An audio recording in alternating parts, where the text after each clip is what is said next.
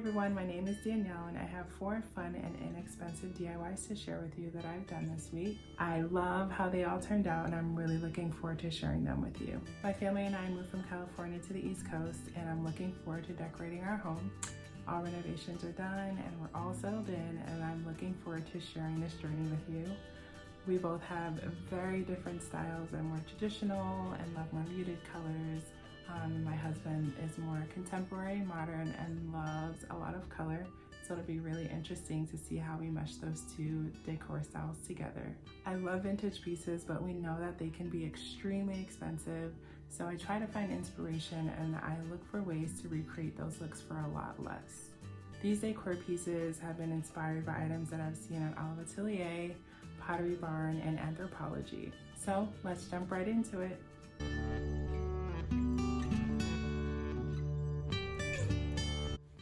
For the first item, we're going to try and recreate this olive jar from Olive Atelier. Depending on the size, the prices can range from $400 to upwards of $1,900. I took a trip to Joann Fabrics the other day and stumbled upon this beautiful vase that had rope-like detail, and I was instantly inspired to DIY this to mimic the olive jar sold at Olive Atelier.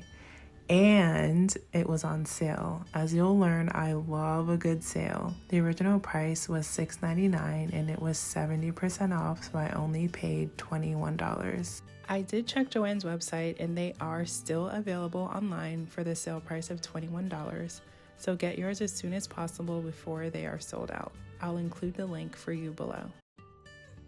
So all you're gonna need is a paper plate, paint, paper towel, and a paintbrush. The colors that I'm using are Naples yellow, tan, gray, brown, and black. The first thing you're gonna do is squeeze the paint onto your plate and add water to thin it out. If the color gets mixed together over time, that's totally fine. You want your jar to have different dimensions of color and texture. Vintage olive jars all have different colors and undertones, so you can honestly start with any color you'd like, depending on the look you're going for.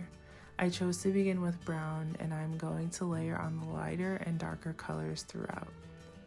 Continue layering the colors, which will help to give the illusion of different textures on your vase. Here I decided to use a brush to add more coverage in some areas.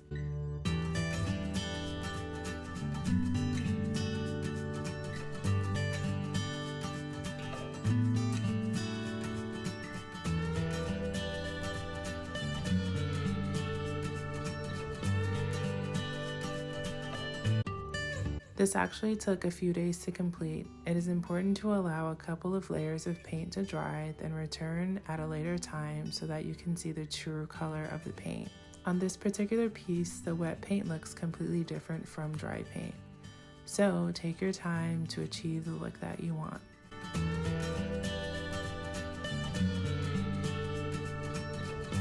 And don't forget to paint the top. I styled this jar in the fireplace and I absolutely love how it complements the tones of the wood and the brick of the fireplace. This DIY was extremely fun and a lot cheaper than what you will pay at a store that sells vintage decor.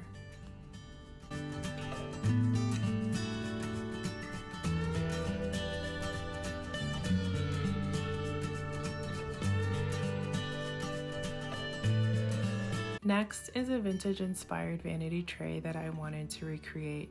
I've recently seen similar ones online at Anthropologie and Pottery Barn. They're not too pricey. They range from $50 to $150 depending on the size and detail of the metal. Last week I took a trip to the Salvation Army not too far from where I live, and I found this beautiful vanity tray.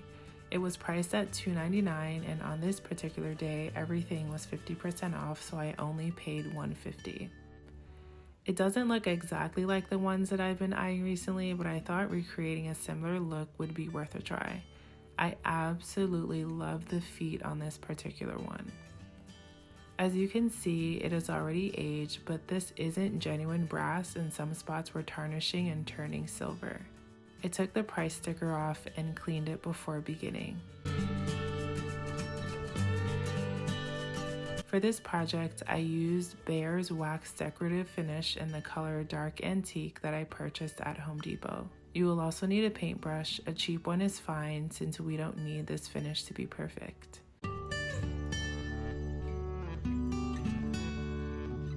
Take your brush and begin dabbing it, some parts heavier than others to make it look darker and more rustic. Doing this will completely transform it. This look was completed for way less than what you can find at any store, and what's special is that you put your own touches on it. Let me know down in the comments if you have items lying around the house that you can use this technique on. I decided to style this in my closet on a dresser. I placed my perfumes and sunglasses on top, and I absolutely love the way it turned out.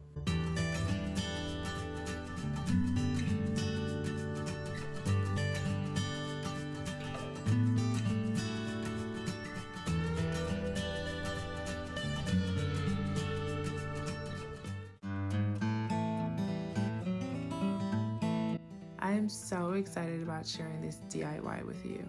I absolutely love vintage breadboards, but couldn't bring myself to pay a lot of money for it, so I decided to finally make one myself. The large breadboard at Olive Atelier costs $120, and the ones at Pottery Barn can cost up to $329. So I was happy that I was able to recreate one for a lot cheaper. I decided to go to Marshall's and bought this breadboard for $12.99. To complete this project, you will need brown paint, black paint, scissors or a screwdriver, and bleach depending on the look that you're going for. I began by distressing the board and scraping the wood to make it look worn. Vintage breadboards have lots of cracks in them, so that is what I was trying to achieve here. Just go for it and start distressing away. I then thought it would be a good idea to sand the wood. The board that I bought was acacia wood and had a bit of a shiny finish. Since I wanted the board to look vintage, I knew that sanding would help to give that feel. I repeated these steps, scraping the scissors and sanding until it began looking the way I wanted it to.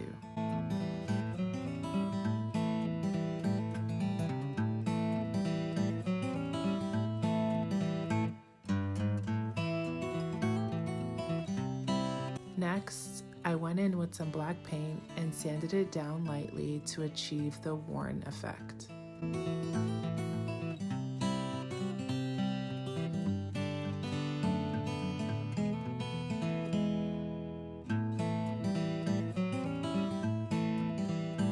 I then used bleach because my board had different hues of brown and I wanted the center of the board to be a lighter color like most vintage breadboards I've seen.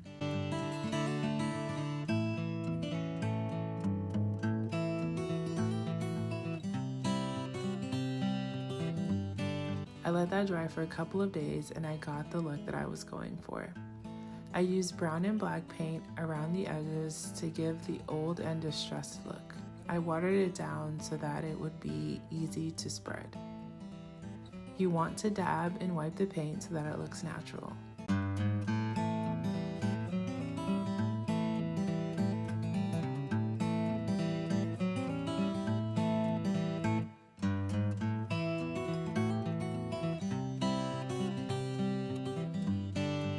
I styled this in our kitchen on a kitchen cart near the stove. I love the way this turned out. It was easy and extremely affordable. Let me know what you think.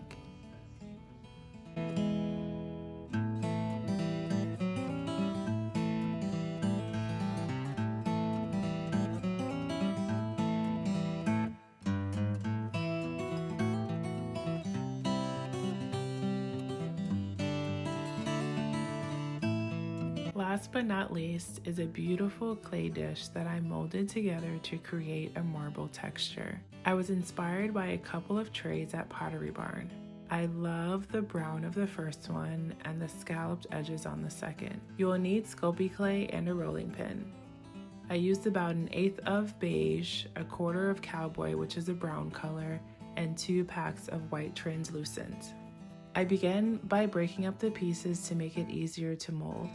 This clay is not as soft as you'd think. I had to apply a lot of pressure to blend all of the pieces together.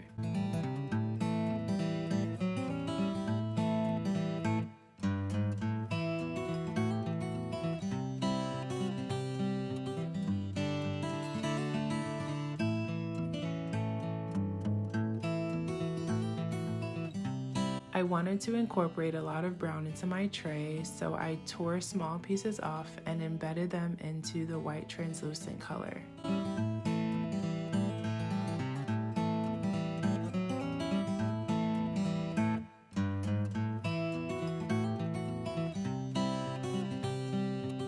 I continued with the rolling pin and added the beige clay, which has a pink hue to it. You're going to need a sturdy surface since you'll need to apply a lot of pressure to get this to be flat.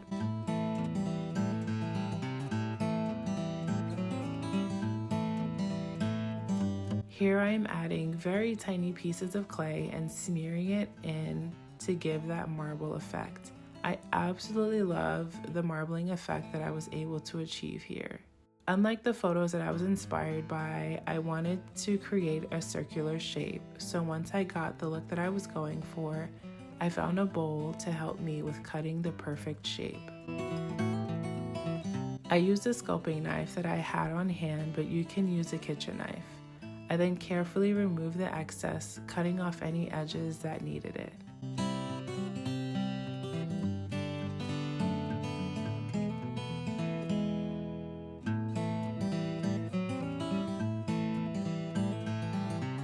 To achieve the scallop look, I used a quarter and cut semicircles around the edges. Don't press too hard on the quarter or it will leave an indent.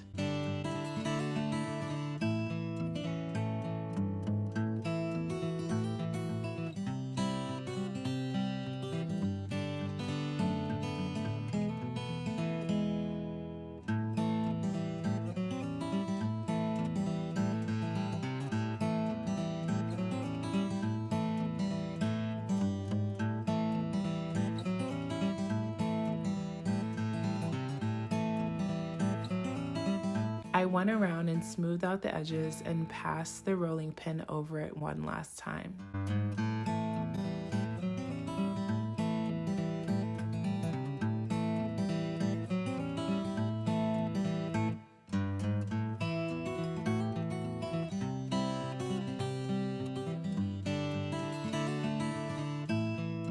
Because we need to bake this, I found a small oven-safe pot that I can lay the clay on top of.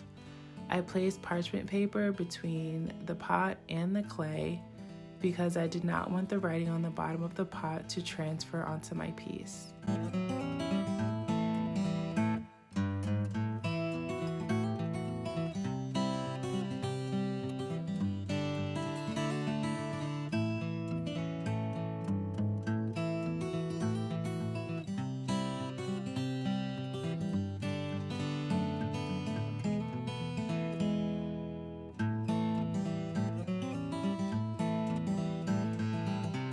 Per the instructions on the packaging, I baked this at 275 degrees for 30 minutes.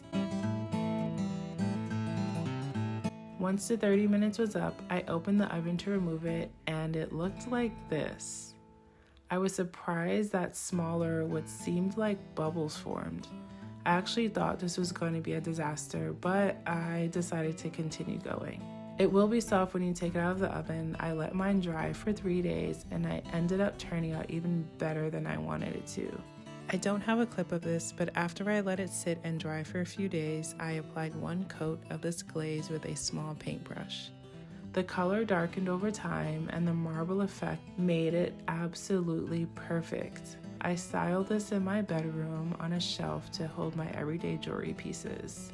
How do you think this turned out? I'm glad I continued because I was definitely nervous after I took it out of the oven. I really hope that you enjoyed today's video and that you found inspiration to recreate items like these in your home. Remember, you don't have to break the bank to get those beautiful vintage pieces that you're desiring. Just use what you have, find inexpensive products so that you can recreate those looks for less. So let me know which one was your favorite and which one you're thinking of recreating for yourself. I have lots more DIYs, small home renovation, home decorating, and haul videos coming up that I'd love to share with you. So I'll see you in the next one. Bye!